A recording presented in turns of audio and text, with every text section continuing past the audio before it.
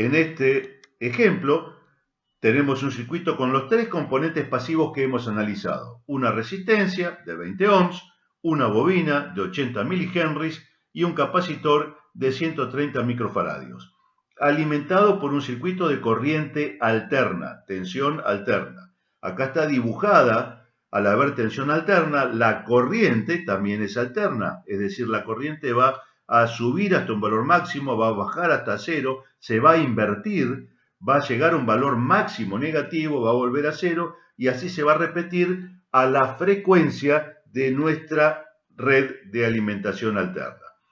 ¿Qué ocurre en la resistencia? Va a ofrecer oposición a que circule corriente de igual manera que si esto fuera continua. No hay diferencia entre que sea continua o alterna. ¿Qué va a pasar con la bobina?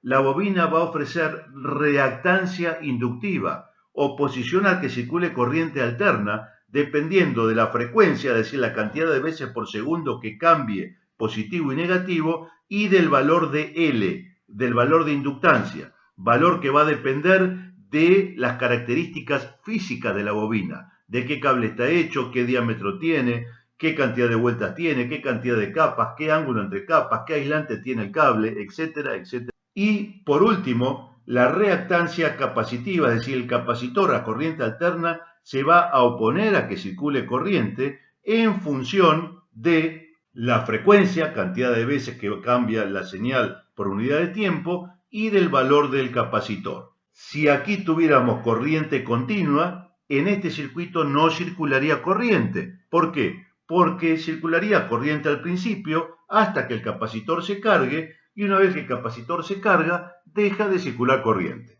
Vemos la gran diferencia entonces entre corriente continua y corriente alterna en los componentes pasivos. Vemos aquí representado en forma independiente lo que expliqué en las diapositivas anteriores.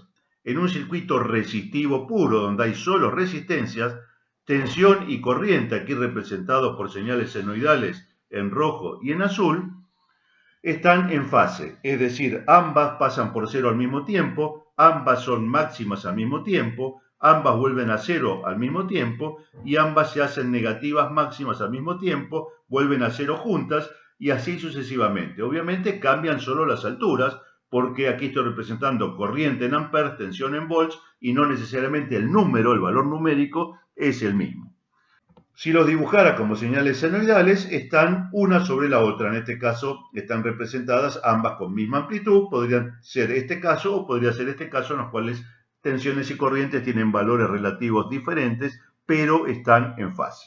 Si ahora mi circuito es puramente inductivo o altamente inductivo, por ejemplo, tengo conectado un motor eléctrico, está lleno de bobinados, es pura bobina, ¿tiene valores resistivos? Tiene valores capacitivos también, pero son muy chiquitos. Casi todo esto es un gran inductor. Yo conecté a mi red eléctrica una gran bobina. Lo mismo ocurre cuando conecto un transformador, estoy conectando bobinas. Por lo tanto, lo que voy a verificar que en los circuitos altamente inductivos, la corriente va a estar atrasada respecto al voltaje. ¿Por qué ocurre esto? Imagínense que en un momento yo tengo un valor elevado de tensión. Cuando la tensión comienza a bajar, en este ejemplo, ¿qué ocurre con mi circuito? Es inductivo. ¿Qué va a hacer una bobina cuando la tensión cambia? Oponerse a que cambie. Eso es lo que hacen las L's. Se oponen a los cambios en la circulación de corriente. Pero como inexorablemente mi tensión está bajando, porque esta es una señal, supongamos, 220 volts, 50 ciclos, 50 veces por segundo va a cambiar, la corriente va a modificarse más lentamente, va a ir atrás de la tensión. ¿Por qué? Porque la L se opone a que eso pase. Cuanto más inductivo sea mi circuito, más se opone a que la corriente cambie cuando la tensión cambia. No es lineal como la ley de Ohm, donde si cambiaba la tensión, cambiaba la corriente directamente proporcional a la resistencia.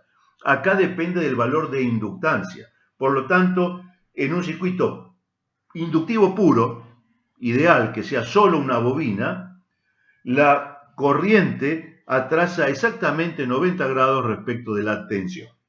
En el caso de los circuitos altamente capacitivos, como puede ser un circuito de corriente alterna donde le tengo conectado un banco de capacitores, el problema es exactamente al revés.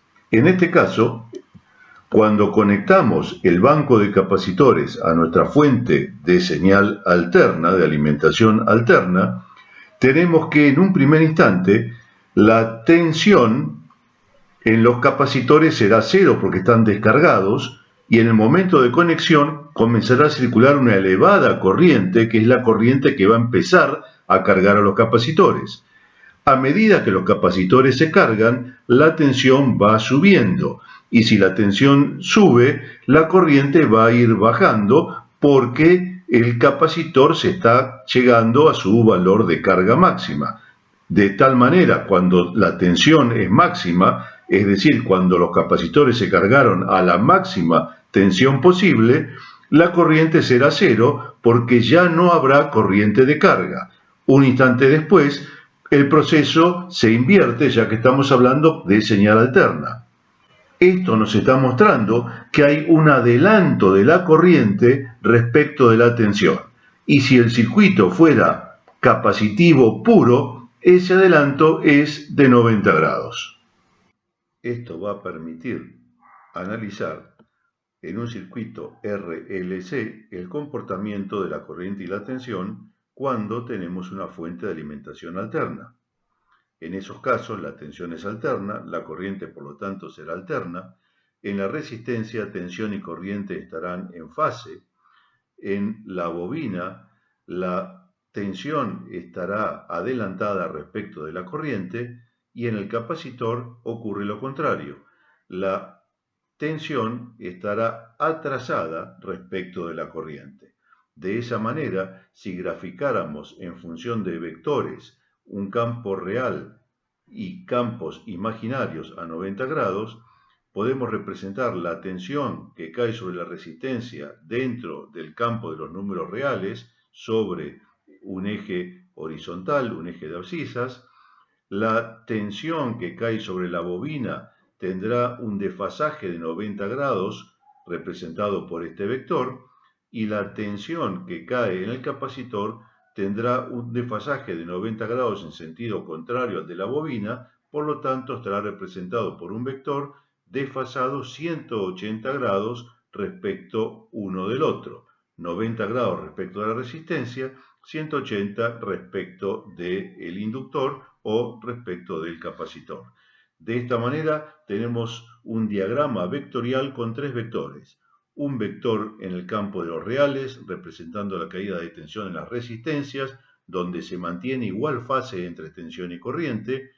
Un vector representando la caída de tensión en la bobina, donde tenemos un desfasaje de 90 grados respecto de la resistencia, y un vector representando la caída de tensión en los capacitores, que está desfasado 90 grados en sentido contrario respecto de la resistencia, lo que nos da esta diferencia de 180 grados entre caída de tensión en las bobinas y caída de tensión en los capacitores.